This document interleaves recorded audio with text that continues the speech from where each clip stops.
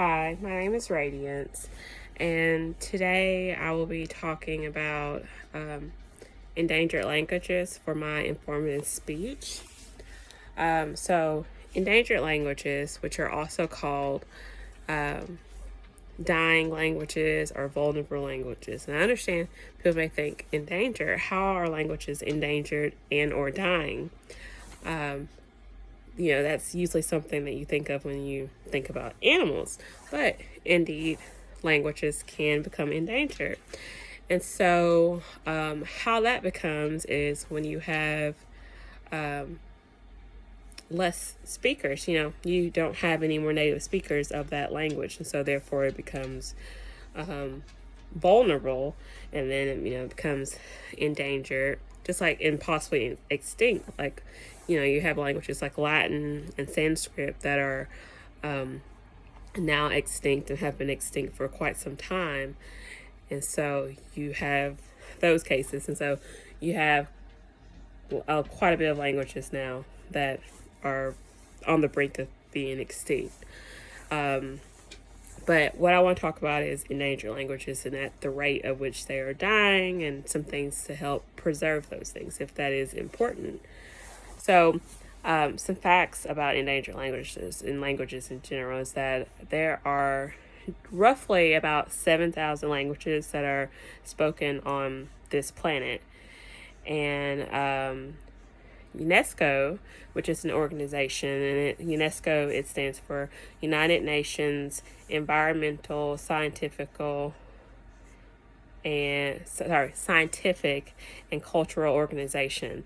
And according to them, 50 to 90% of those languages will die out by the end of the century, which is a crazy fact to actually think about and kind of sad. And also, according to UNESCO, they predict that one language dies every 2 weeks, which is insane. But, 7,000 languages, most of us can name maybe a handful of languages, but that's crazy amount of languages and time frame for those languages to die out. But most languages that we know, such as English, Spanish, French, those languages aren't at risk of becoming endangered or vulnerable. At least we won't see that in our lifetime. But so to name a few of the languages that are dying, here in the United States and North America, you have a lot of the Native American, like indigenous Native American languages that have died out. Like, I can't even name, any of those languages for you. I mean, I can name some tribes, but, even then you still don't have a lot of that around, and you don't have anybody speaking those languages. And then let's say Europe, you have Breton, which is a language that is it's predominant, I won't say only, but predominantly spoken in France, in the region called Bretagne, which is,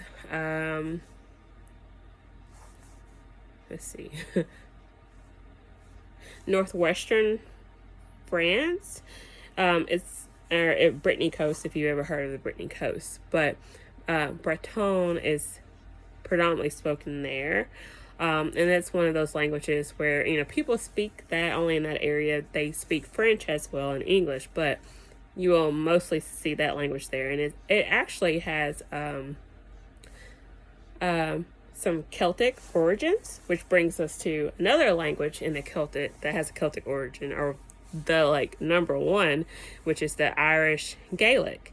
And it's on the brink of becoming a vulnerable language, because in Ireland, people mostly speak English, and some people don't really know that. They think everybody speaks Irish, but they speak English. They just have a strong accent and different dialect.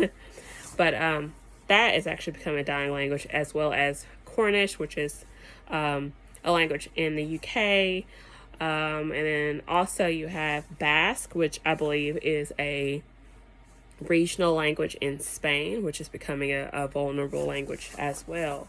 As well as Yiddish, which I believe is spoken throughout some parts, in Europe and Germany, which Bavarian is actually a German language that is endangered. But a lot of the reasons as to why languages actually become endangered are because of war, genocide, globalization, people relocating, which could be because of war and genocide. You also have languages dying out because people simply aren't passing them along to the next generation. People say kids are our future, but it really is, especially when it comes to languages and other cultural things. But, it's just, c'est la vie. That's just how the world works with things. But some ways to which we can preserve, or the time that we live in with technology, it's actually a little bit better to help preserve languages to a certain extent. I mean, you have lots of different language apps, such as a one that I use, which is Duolingo, which gives you the opportunity to learn and kind of keep these languages printed, so to say. It's visible. It's not necessarily printed on paper.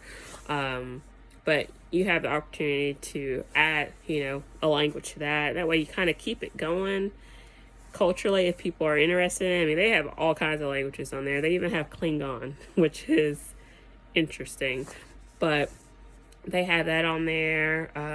Different blogs or different kind of online magazine things can publish these languages and kind of keep it alive, so to say. Even if you don't have speakers, at least you have the knowledge out there. But I think the main thing as far as helping to preserve is to, if that's part of your culture, you just keep passing it along and hope that the next generation continues to pass it along. But for most people, languages, it's not that important to them, because a lot of people speak what they speak, and they don't care about all the other smaller languages around them that are, so to say, dying. But, it is important. Communication is important. We all communicate, whether it's, they're actually speaking words, whether it's English, French, Japanese. We all speak. And so I feel like it should be important. But just as I think that is important, I'm sure someone has a valid argument as to why the, preserving languages is not, and you should just let them die and move on to the next that is beneficial.